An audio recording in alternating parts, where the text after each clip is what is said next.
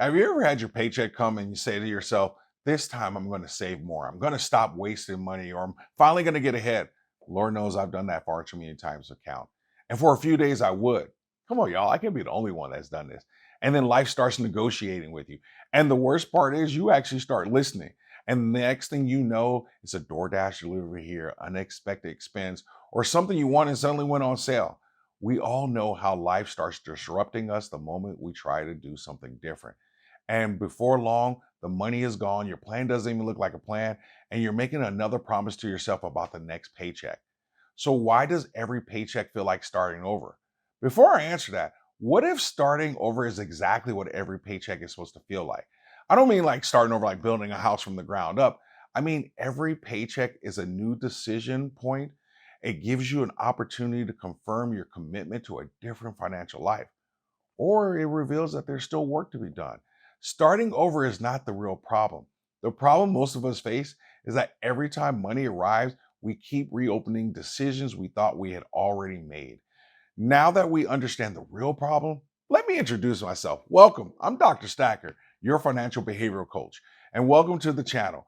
I help hardworking people stop knowing what to do with their money and start doing it consistently so they can become true wealth builders. Now, let me ask you something else. When you say, I'm going to do better with my next paycheck, what exactly changed because you said that? Too often we confuse a declaration with a definitive decision, as if saying it makes it so. Let me say that more clearly. A declaration is not a definitive decision. If you don't start using your money differently or change your behavior, all you did was express what you wanted, desired, or hoped for.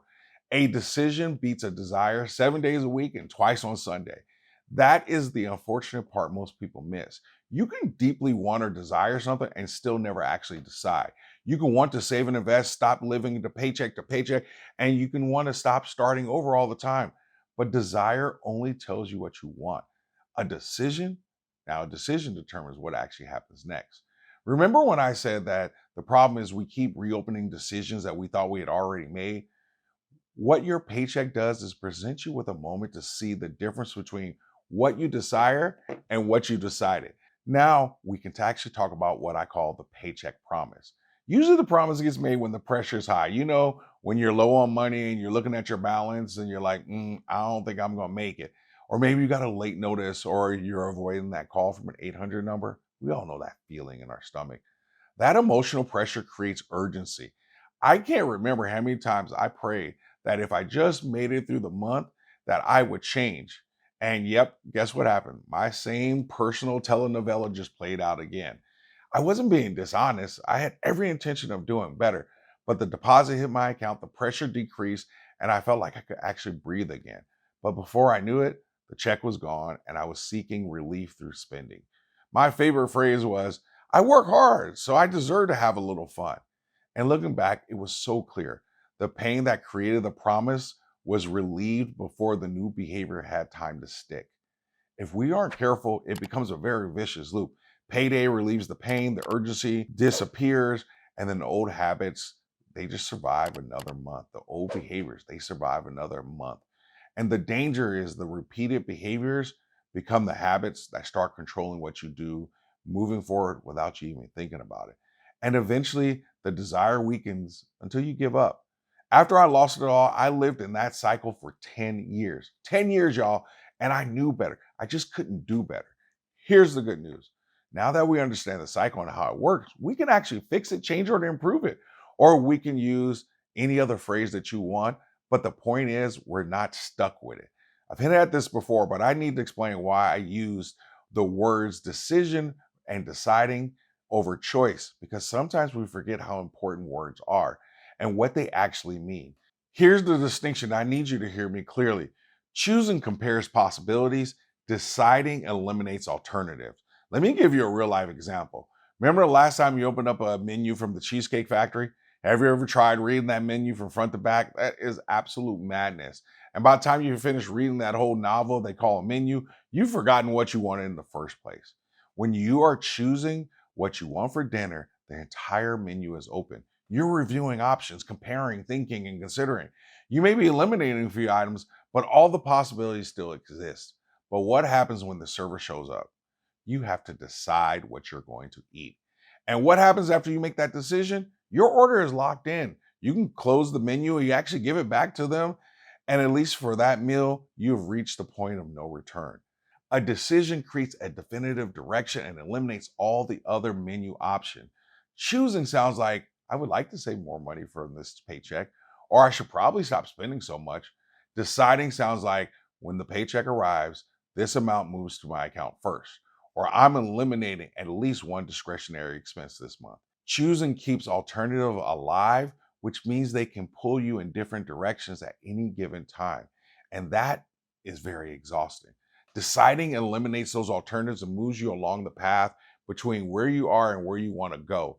It is hard to build a new financial life while keeping old options available. There are four things a real decision changes. It changes what happens first, where the money moves, what remains available, and which old alternatives disappear. I want to focus on the most important one, what happens first. And I'm not talking about paying yourself first like it's a financial tip, because we've all heard that 1,000 times. What often gets missed is why doing it first matters so much. Let's be real. You've worked hard, but the system keeps you stuck. The working poor cycle has you earning, spending, and starting over. It's time to flip the script. Dr. Stacker's Beginner's Guide to Growing Wealth and Investing teaches the Stacker's Wealth Cycle, a simple system that makes your money grow automatically. Stop surviving, start stacking. Grab your copy today on Amazon.com.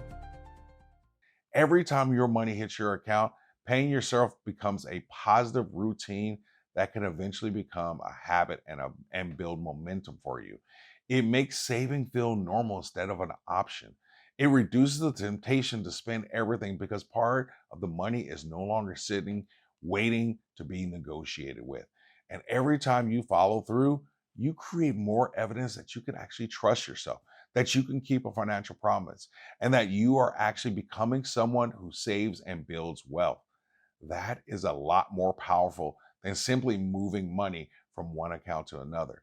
The act of paying yourself first does not create the decision. It proves the decision. Let me say that again. The transfer doesn't create the decision. The transfer proves the decision. After I lost it all, I spent almost 10 years repeating some of the same emotional patterns with money. And here's what made it so frustrating. I knew better. I'd already built wealth before. I knew the steps, I had all the information, but knowing what to do with the money is not the same thing as becoming someone who can do it consistently. I knew I needed to change, but the shift happened when I stopped reopening questions that I had already resolved. It changed when I decided that I was going to rebuild. Once that decision became real, my money started moving differently. Paying myself became the first piece of real evidence. Over time, I kept collecting that evidence, and those repeated decisions helped me save $250,000 in 3 years. The decision did not save the money by itself, but it changed what I was willing to keep negotiating. I don't need you to be impressed by the number I just gave you. I'm telling you this because I've been you. I remember what I call my dark years. The only thing worse than not knowing what to do is knowing exactly what to do and watching yourself not do it. Eventually, you start believing your own lies that you tell yourself. You start believing the nonsense, and you stop believing that you can actually make your own commitments and stick to them. And that is the deeper cost of starting over. It is not only the money you lost, it's the evidence you keep producing about who you believe you are. So the next time money hits your life, it doesn't matter if it's a paycheck, a bonus, a tax refund, or whatever. I want you to ask yourself two simple questions. What have I decided? And is what I'm going to do congruent with what I've decided?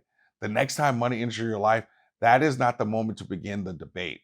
That is the moment to execute the decision. Start with one decision. Start with one thing that changes what happens next. Maybe it's a percentage of your salary or a certain amount every month that moves over automatically. What matters is that it moves. We are not revisiting the decision every time you get paid because you've already decided that you get paid first. Because every time you follow through, you become more believable to yourself. That may be the most important wealth building result you can create in the beginning. The other stuff matters, but can you trust yourself? Can you trust that when money arrives, building wealth is simply something that you do? Every paycheck is a chance to start over, not because new money hits your account, because you get an opportunity to prove to yourself that this is what I do. This is a major wealth building tipping point.